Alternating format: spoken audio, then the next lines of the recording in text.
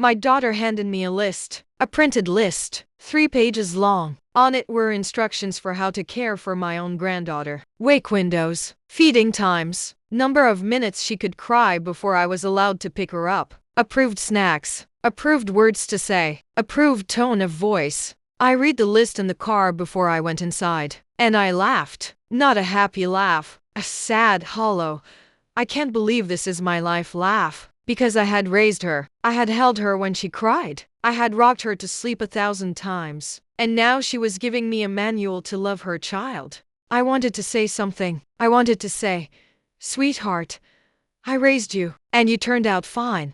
But I didn't, because I knew what would happen. She would say, "That was a different time, Mom. We know better now." And she would be right, and I would be wrong, and the list would stay. So I smiled. I took the list. I put it in my bag, and I went inside to hold my granddaughter. But the whole time I was holding her, I was thinking about that list, thinking about all the things I wasn't allowed to do, thinking about how I was a guest in my own grandchild's life. And I felt something I hadn't felt in a long time. Small, irrelevant, unneeded. This is what happens when we forget that children don't need a schedule. They need a grandmother. I should explain where this comes from. My generation, we didn't have sleep consultants. We didn't have wake windows. We had mothers. We had grandmothers. We had aunties and neighbors, and sometimes just a woman next door who had 6 kids of her own. We didn't have books telling us what to do. We had hands. We had arms. We had the warmth of someone who had done it before. When I had my daughter, my mother was there. She came over every day for the first month. She didn't bring a list. She brought soup. She brought clean laundry. She took the baby at 3 a.m. so I could sleep. She didn't ask for permission. She just did it. And I never once felt like she was overstepping. I felt like she was saving me. Because she was. Now, my daughter doesn't want my help. She wants me to follow instructions. She wants me to be a good grandmother, but on her terms. And her terms feel like a box. A small, tidy, carefully labeled box. And I am expected to stay inside it.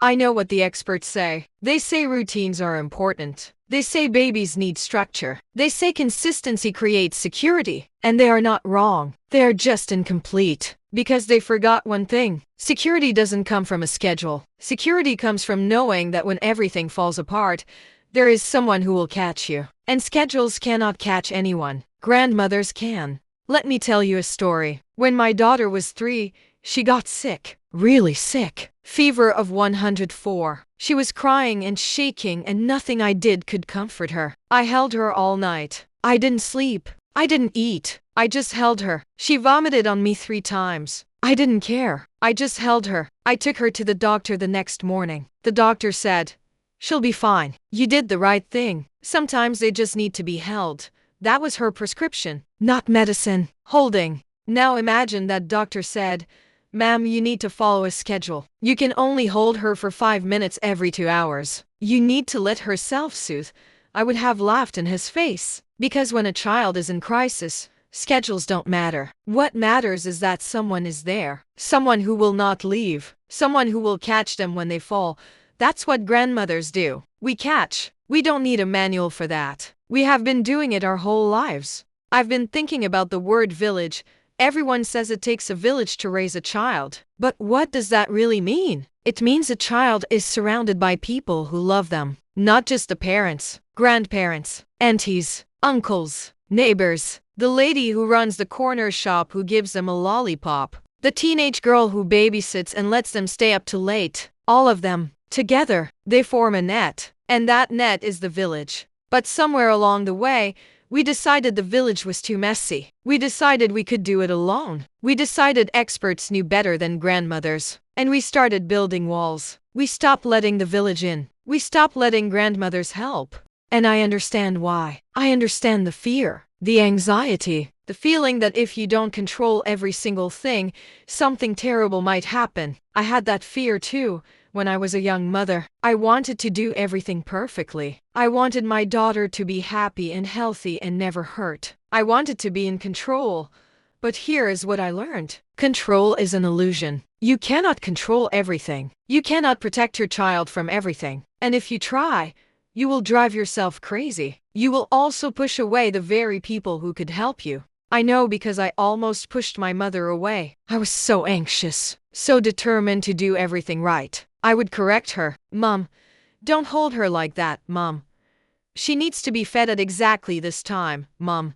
Don't let her watch TV. I was so busy trying to control everything that I forgot I was telling my mother, the woman who raised me, that I didn't trust her. She never said anything. She never got angry. She just kept showing up, bringing soup, holding the baby, being quiet, being patient, being there. And one day, I cracked. I was so tired, so exhausted. The baby was crying. The dinner was burning. My husband was at work, and I called my mother, crying, and said, I don't know what to do. She came over. She took the baby. She fed her. She held her. She made dinner. She put me to bed. She just took over, and I fell asleep. And I woke up 3 hours later feeling like a new person. And I was fine. And the baby was fine. And everything was fine. That is what grandmothers do. They take over when you can't. They don't need a manual for that. They just need to be there. I am lucky. My mother was there for me. But I worry about mothers today. I worry that they don't have that. That they are trying to do it alone. That they think they can't ask for help.